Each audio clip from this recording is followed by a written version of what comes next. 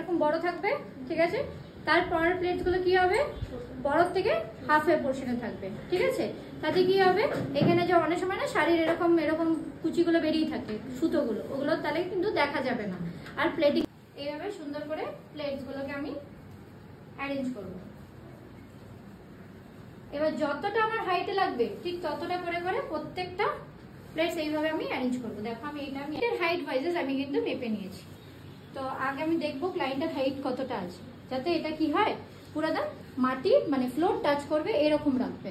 আমরা কি পড়াই এই সাইড থেকে, বাংলা যেরকম নর্মালি পড়াই এখান থেকে পড়াই, ঠিক আছে। কিন্তু আমরা কি করব, একটু ভেতর থেকে ঢুকিয়ে পড়বো, কারণ আমরা যখন শাড়ি পরি তখন দেখবে কুচির পার দিয়ে ছায়া দেখা যায়, ঠিক আছে। যাতে ছায়াটা না দেখা যায় তার জন্য আমরা কি করব, ভেতর দিক থেকে চলটা আমরা কোথায় রাখবো, ঘুরিয়ে পর নয়, ফ্রন্ট সেকশনে রাখবো, ঠিক আছে। এরকম সাইডে এক সাইড দিয়ে রাখবো, ঠিক আছে। ফ্লোরটা টাচ করার মতো রাখলাম।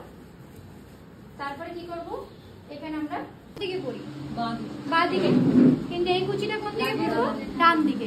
রিজন কি জানো, একটা পিন দিলাম কারণ এটা না বসে গেছে, তোমরা দেখতে পাচ্ছ। কিন্তু অরিজিনাল শাড়ি যদি থাকে বেনারসি তাহলে কিন্তু দেখবে যেগুলো অরিজিনাল সেগুলো বসে যায়, যেগুলো এখন উঠেছে সফট গুলো সেগুলো বসে না। সেগুলোতে কি করতে হবে, প্রত্যেকটা পিন ধরে ধরে তোমাকে পিন আপ করতে, ঘুরিয়ে নিয়ে এসে খুব ভালো করে এখানে এরকম ভাবে পিন করব, এরকম ভাবে, ঠিক আছে। এটা কোথায় ঢোকাবো, দুটো সেকশনের পরে, ঠিক আছে।